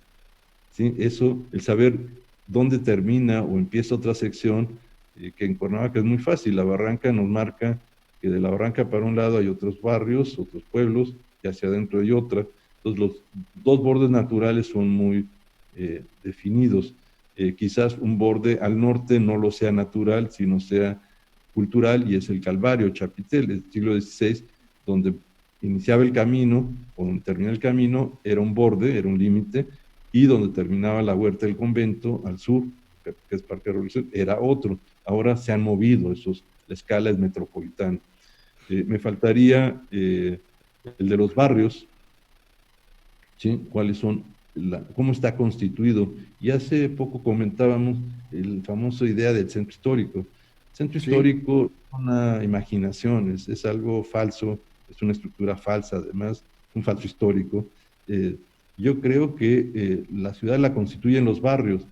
Si nosotros delimitáramos correctamente un centro histórico, incluiríamos sus barrios, porque los barrios es el tejido urbano, los barrios es el patrimonio inmaterial, los barrios dan el carácter de ciudad y de identidad y de herencia, no tanto la traza, ni las calles, ni los edificios monumentales.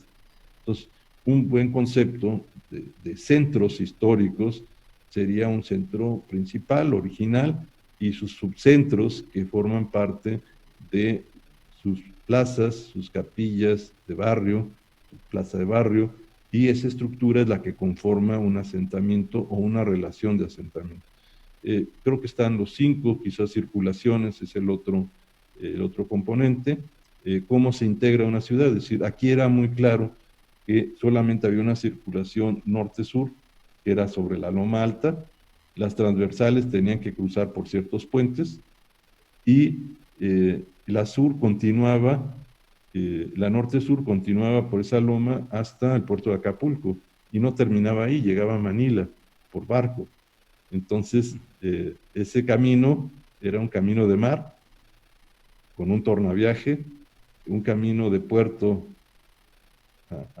de 2.200 metros, 2.400 metros o más, 2.200 metros hasta la ciudad capital, desde el nivel del mar, que cruzaba por la ciudad y no terminaba ahí, seguía hasta el puerto de Veracruz, bajaba a nivel del mar y continuaba ese gran camino de tierra y después de mar otra vez en el Atlántico, a Cuba, al Caribe, y llegaba a España.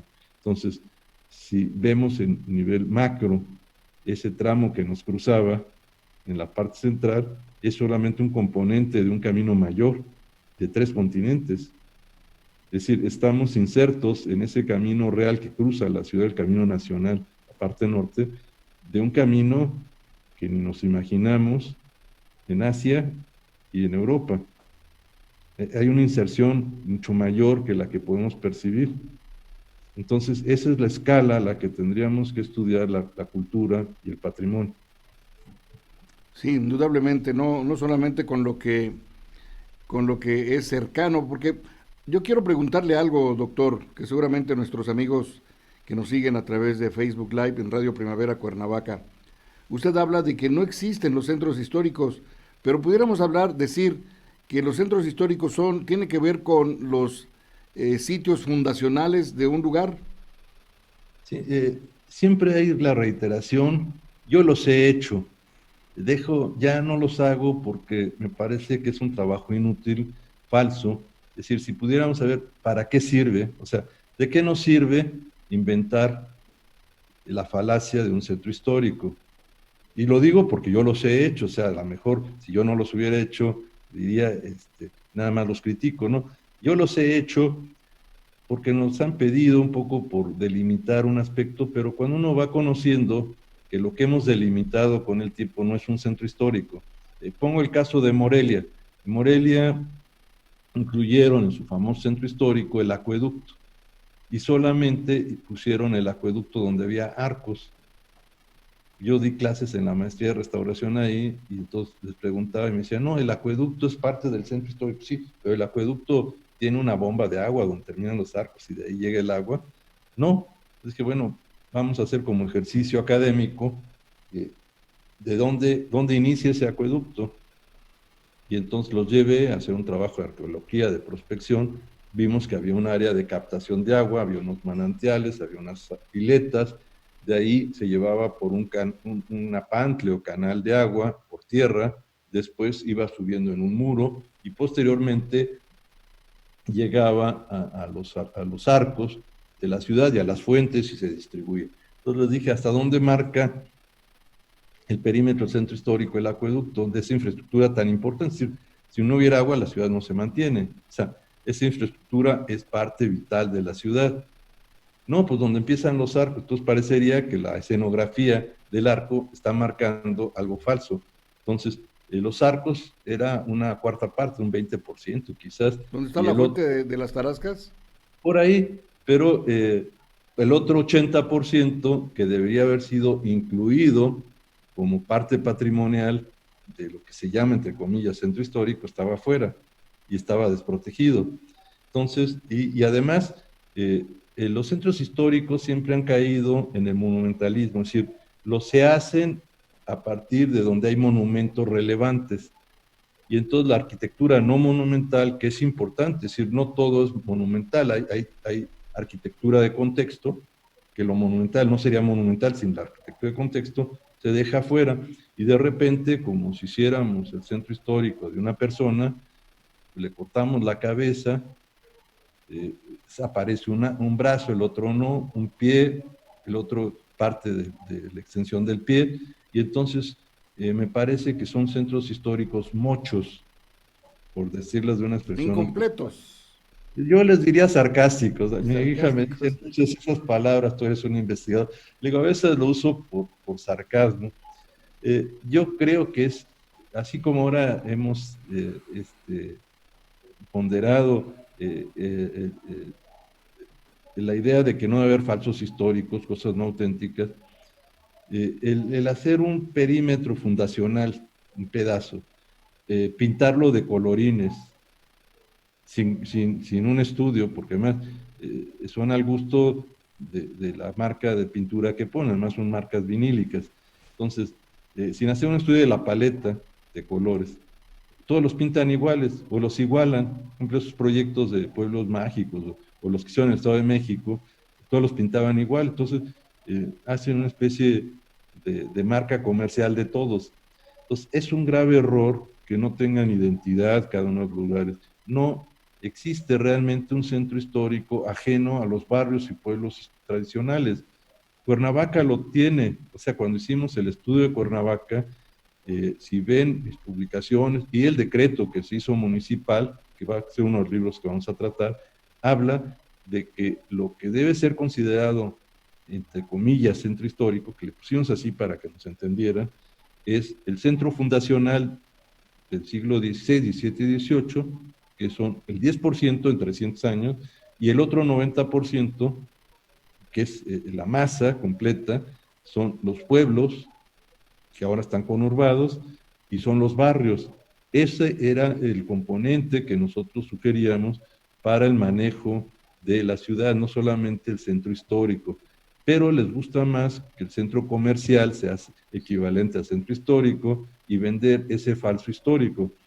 Entonces, yo ya no me gusta usar ese concepto de centro histórico. Yo digo, es un centro original del siglo XVI y XVIII, representa una parte, ¿sí? el 10%, y el otro 90% que no se menciona y no se incluye, ¿sí? corresponde a 200 años, y es el componente más grande. Pero además ahí están los pueblos y barrios que dan el patrimonio inmaterial. Es decir, ¿de qué sirve un centro histórico de edificios abandonados? Por la noche son bodegas, en el día son comercios, y el habitante ha sido expulsado. Es decir, los centros históricos deben tener habitantes, no comercios, hoteles y museos. Entonces, cuando se expulsa al habitante por diversas razones, pues deja de ser un centro de habitación, pasa a ser un esqueleto de una estructura antigua, monumentalista, y que la queremos reactivar con pintura, con color, con fachadismos, y inventarnos que ese es el centro más valioso, y quitar el valor que la región tiene, la zona tiene, o la estratificación de la ciudad. Es decir, en esos llamados centros históricos quitan las distintas épocas que no corresponden a los antiguos. Entonces parecería que el centro histórico es lo colonial, ese otro término no me gusta, es virreinal. Entonces, bueno, ese es mi comentario. Sí, queremos agradecer también, por supuesto, la participación que nos estén viendo a nuestro amigo Roberto Ave Camil, quien tiene un libro muy interesante sobre la historia de su abuelo y de su señor padre, que posteriormente lo invitaremos para que nos platique. Él es de origen japonés, entonces su libro también que nos ha obsequiado. Le mandamos un saludo a Roberto Ave Camil. Ahí el libro de su señora madre, del arte sacro, ahí en Catedral, del Museo de Arte Sacro. Nati Méndez, a José María Román Díaz, a Violet Sánchez, a nuestro amigo conductor del Espacio Deportivo, Juan Domínguez, un saludo. María Teresa Domínguez Rivera, exdiputada, muchas gracias. A Leopoldo Tovar Enríquez de Jutepec, David Miranda, Raimundo Suástegui, Francisco Alba Meraz y Luz del Carmen Blanco Cornejo nos dice que está totalmente de acuerdo con que este tipo de libros debe llegar a todo público. Ella no lo tiene, menciona, por si usted quiere regalarle uno. La Secretaría de Cultura tiene una página en donde algunos pueden ser consultados. Muy bien, buena información. Podríamos a lo mejor en el próximo programa decir cuáles. Sí, y a lo vamos mejor, a entrar para ver cuáles cuáles pueden consultar digitalmente. Y podríamos decirles a ellos que si nos pueden digitalizar los que faltan y que esa página pudiera tener estos 16 que hemos comentado, yo puedo donarles a ellos algunos, en lo que hacemos el otro proyecto nacional. Es decir, yo no, en cuanto salgamos de la contingencia y regrese yo a dar clases a la UNAM, voy a hablar con la dirección de la Facultad de Arquitectura, pero sobre todo de la Biblioteca Nacional y su directora y del Fondo Reservado, y decirle que los libros que ellos tienen en depósito legal nos interesaría pudieran ser digitalizados. Yo creo que sería muy importante que pudiéramos elaborar una carta de este programa de Radio Primavera diciendo que los hemos presentado, que el público nos ha pedido tener acceso a ellos, y yo con esa carta me presento, veo que estén esos libros en el depósito legal, si no se los dono, y que pudiéramos hacer ese proyecto a nivel nacional, porque hay mucha gente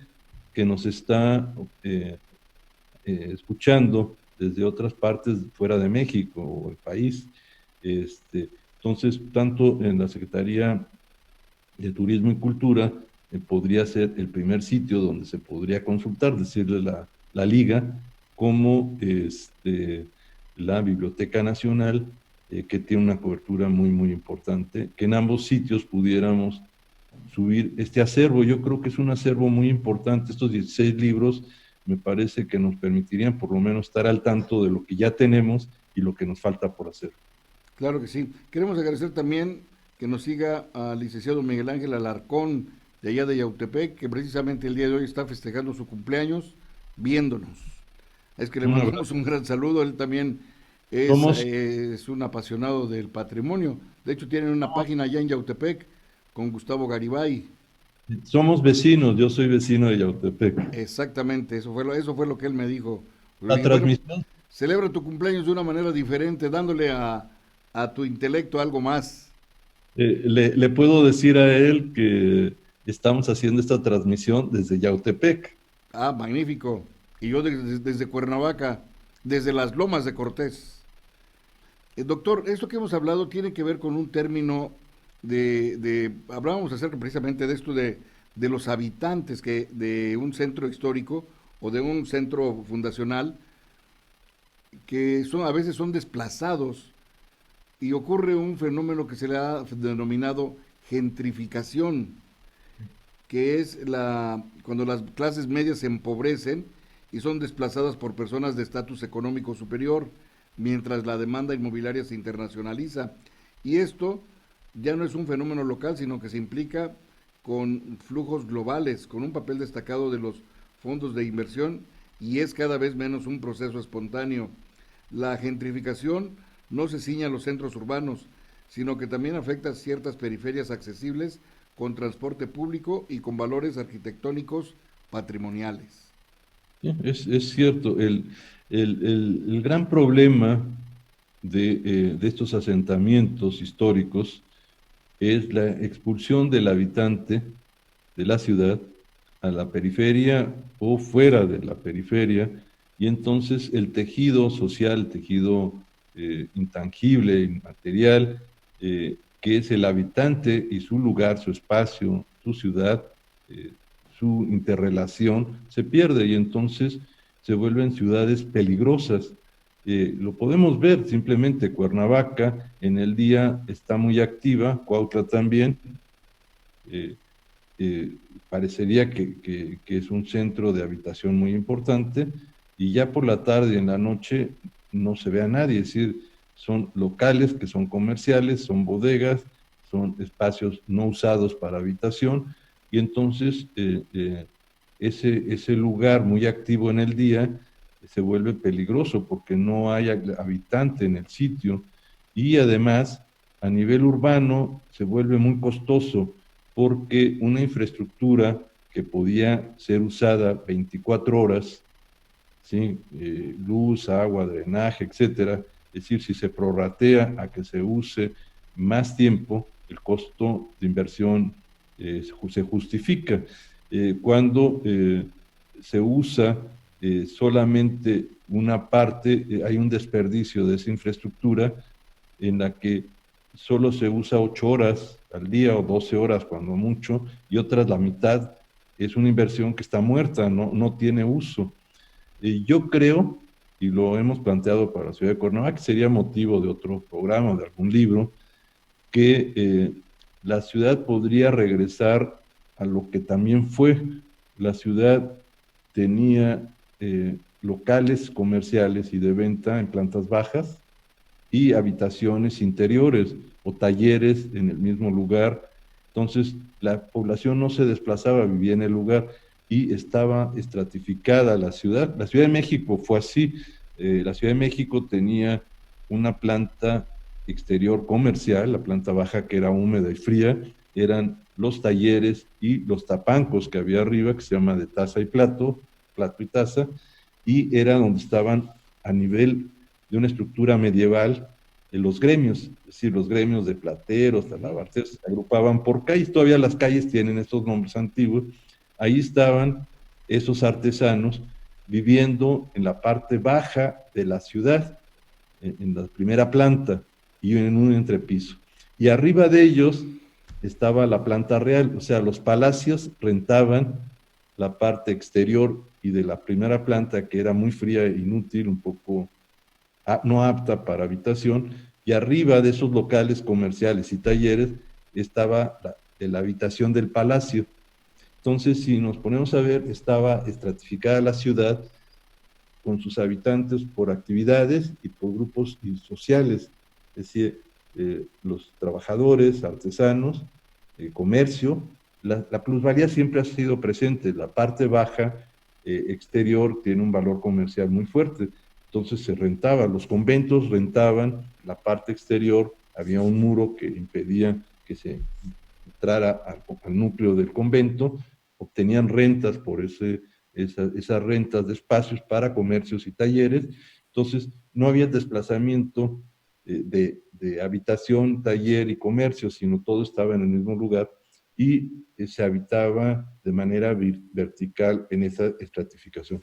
Cuando se expulsa al habitante, se pierde la ciudad, se pierde el concepto de habitabilidad, de uso y de seguridad. Yo creo que este problema de seguridad que tenemos en México se mejoraría reactivando la habitación en las ciudades, es decir, que esos tejidos urbanos que todavía existen se conserven, incrementar que en las plantas superiores o centrales de los núcleos de manzana se destinaran a habitación, y entonces se volvería a habilitar la habitación en las ciudades y no lo que ahora se hace, o ciudades, museo y culturales, y la expulsión muchas veces del habitante original por compradores de casas. Eso también es otro, es decir, una persona que llegue fuera, compra una casa y expulsa al que vive ahí originalmente.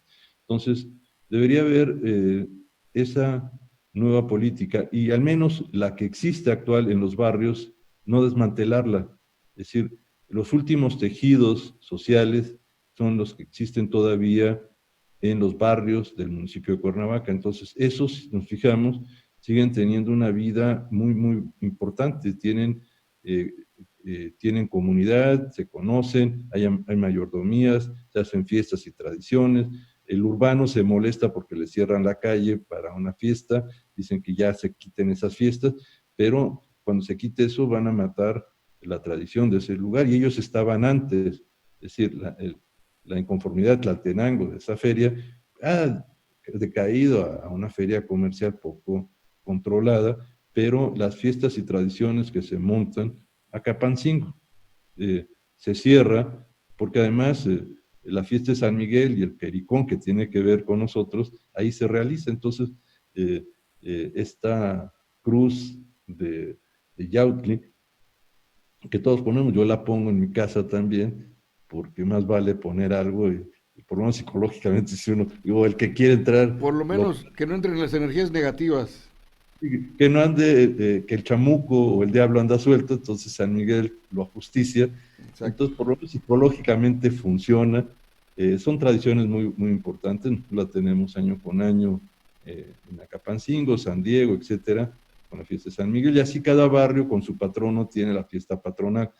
Eso que todavía existe alrededor de Cuernavaca, la ciudad, y que no son colonias, es decir, en nuevos conceptos urbanos le llaman colonias, colonia Acapancingo. Los de Acapancingo se mueven de coraje Pancingo.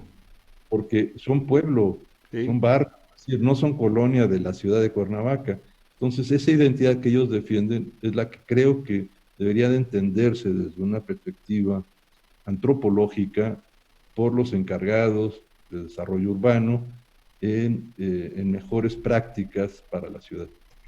Claro, y también pues cuando hablamos de la especulación inmobiliaria, tenemos dos ejemplos claros, y lo voy a decir con todo respeto, Tepoztlán y Tlayacapan, ¿Sí? ¿verdad? Pero bueno, Sí, sí. con esto concluimos, doctor, y los queremos invitar para que el próximo martes van a ser dos temas sensacionales: el itinerario cultural del Galeón de Manila, Arte y Cultura México-Filipinas a las 12, y a la 1, el itinerario cultural del Galeón de Manila, préstamos culturales entre México y Filipinas. Si pueden, vayan leyendo un poquito acerca de... ¿No tiene usted el libro de los que vamos a hablar, doctor, ahí? No, sí lo tengo, me espero un segundo. A Los ver, tengo. sí. De una vez, para que vayamos, vamos a hacer, a ver si me pueden poner a mí aquí en la cámara, bueno, aquí en la pantalla, estamos viendo ahí el doctor fue a su... Sí. Ah, ya está rápido. Mira qué rápido. Los tiene bien ubicados, doctor. Ahí están. Mira, perfecto. Ahí está, es el libro del Galeón de Manila. Ahí está. Perfecto. Pues los esperamos el próximo martes. Y ahí está el número 2, los préstamos culturales México-Filipinas. Temas excelentes que tienen que ver con nosotros. Algo de lo que nos enorgullecemos los morelenses, que es el arroz, sobre todo en la parte de Jojutla, que es algo que los distingue. El mejor arroz del mundo se siembra en Morelos, y vamos a ver dónde se origina. Y usted tiene los dos libros, así que los vamos a poder... Así es, me voy a poner a estudiar. Claro que sí, doctor. Queda de tarea. Y queda de tarea, al contrario, es una excelente gusto leerlos. Le agradezco mucho, doctor, y pues ya nos vamos a despedir. ¿Tiene algo más que decir? No, los esperamos el próximo martes con estos dos libros. Y bueno, creo que hemos ido entrando en tema. Yo creo que estos libros nos han permitido discutir otros temas afines, y creo que ha sido un programa muy dinámico. Yo se los agradezco. Claro que sí. Recuerden, amigos, que esto es un esfuerzo que hacemos por compartir el conocimiento que tiene el doctor Juan Antonio Siller Camacho acerca del tema del patrimonio natural y cultural no solamente de Morelos, sino de México, porque trabaja con la UNESCO y ha trabajado con los expertos de ICOMOS, pero algo que es muy importante, también un esfuerzo para constituir una alternativa de entretenimiento, de curiosidad por el patrimonio, porque recuerden que estamos todavía en muchos lugares de la República Mexicana en semáforo rojo. Hay que cuidarnos. Si salimos hay que utilizar nuestro cubrebocas, hay que utilizar el gel, hay que limpiar el calzado. Hasta donde podamos hay que cuidar, hay que sanitizar nuestros hogares. En fin, hay que cuidar los protocolos que nos dicen las autoridades sanitarias, para que la vida es espléndida, pero la vida tiene que ser vivida, y la vida es en vida. Discúlpenme que diga con galimatías, pero porque tenemos algo muy ambicioso con el doctor Siller, que es llevarle programas in situ, no solamente del estado de Morelos, sino de otros estados de la República y de otros lugares de América Latina y el Caribe, si es posible, a muy corto plazo. Así es que hay que cuidarnos para que podamos viajar a través de la lente de nuestros colaboradores, o por qué no, que nos acompañen a realizar un viaje, y pues la haremos de guías de turistas, doctor, donde conoceremos in situ los monumentos históricos, pero también la ancestral hospitalidad de toda la gente de Latinoamérica y del Caribe. Sí, muchas gracias. Pronto estaremos viajando a estos sitios. Claro que sí. Muchas gracias, cuídense, y tenemos una cita aquí el próximo martes a las 12 del mediodía. Hasta entonces, que la pasen muy bien. Buenos días, Cuernavaca. Buenos días, Morelos. Ya nos vamos, pero recuerda, estás en radioprimavera.mx. Buenos días, Cuernavaca. Buenos días, Morelos.